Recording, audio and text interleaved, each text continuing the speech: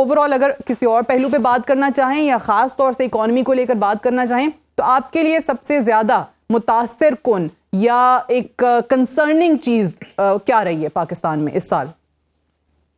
Sadia, good, you are doing a programme so deep on the issues of Pakistan. बहुत ही खुशी हुई। देखिए, सबसे बड़ी बात यह है कि कौम को ये सोचना चाहिए ना कि एक आईसीयू का डॉक्टर है आईएमएफ, उसके पास 23वीं दफा गए हैं, जिंदगी की हर दिहाई में उसके पास जाते हैं। क्या ऐसी खराबियां हैं जो हम ठीक नहीं कर पा रहे कि हम बार बार इकोनॉमी को आईसीयू में रखे हुए हैं? एक मडलिंग थ्रू सा एटमॉस्फेयर बन गया है हर चीज में पाकिस्तान में। ये एक सिर्फ इकोनॉमी में ही नहीं है, हम शायद मिनहासुल कौम ये हमने तय कर लिया कि वी आर मडलिंग थ्रू। और फ्रिजिलिटीज जो हैं वो, चाहे जैसे अभी जनरल साहब ने कहा, डिवाइडेड होने में, इकोनॉमी पे, सोशल सेक्टर पे, वो बढ़ती चली जा रही हैं।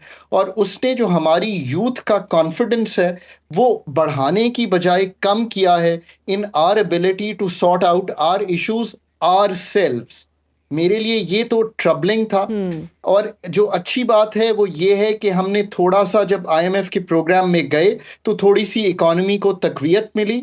उस प्रोग्राम की वजह से कुछ एडमिनिस्ट्रेटिव काम हमने किए, जैसे smuggling, hoarding, de dollarization, Afghan transit trade, अफगानियों को वापस भेजना, तो थोड़ी सी एक रमक, थोड़ी सी बेहतरी दिखाई दी। कहते हैं ना, तालीम सवारती है, इंसान को बनाती है, लेकिन हमारे मुआशरे में वो अज़राए तफन्नुन इफ़ा में वो एक चीज़ कही जाती है कि जी बड़े लोग हैं, वो तालीम याफ्ता भी हैं, यानी डिग्रियां भी उन्होंने बड़ी ले ली हैं, लेकिन तालीम भी कुछ बिगाड़ नहीं सकी उनका।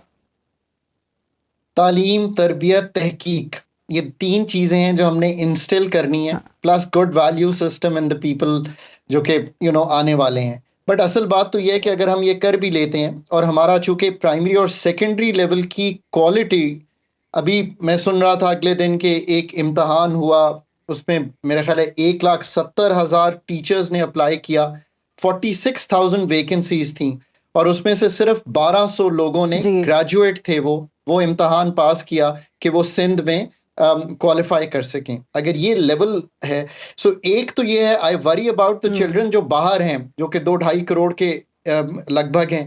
पर Sadia, I also worry about the children जो इस वक्त तालीम हासिल कर रहे हैं, कि हमारा प्राइमरी और सेकेंडरी का गवर्नमेंट सेक्टर में भी, और लो फी पेइंग जो प्राइवेट सेक्टर है उसमें भी जो हाल है वो बहुत बुरा है। सो ऑब्वियसली जो नेशन बिल्डिंग है वो तो इधर से ही शुरू होगी, इसमें कोई शक नहीं है। पर ये करने के लिए आपको, मतलब एक तो ये विल चाहिए, एक ये सारा सिस्टम पुट टुगेदर करना है, बट देन रिसोर्सेज चाहिए। रिसोर्सेज जब तक हम देने को तैयार नहीं होंगे, और रिसोर्सेज अगर आप बोरोड मनी पे पाकिस्तान को चला रहे होंगे, याद रखिए कि पाकिस्तान का बजट इतना ज्यादा तकलीफ में है कि आप 1700 अरब रुपया बोरो करेंगे तो आप सिर्फ इस काबिल होंगे कि आप अपना मार्कअप पूरा दे सकें। एवरीथिंग एल्स सादिया, आपका डिफेंस, आपका डेवलपमेंट बजट, आपका running off the government, everything, आपका सब्सिडीज, आपका income support is on borrowed funds. So पहले ये तय कीजिए कि हम अपना घर खुद चलाएंगे, अपनी सोच से चलाएंगे, और इसके लिए बहुत बड़ा मौका 8 फरवरी को मिलने जा रहा है अगेन पॉलिटिकल पार्टीज को।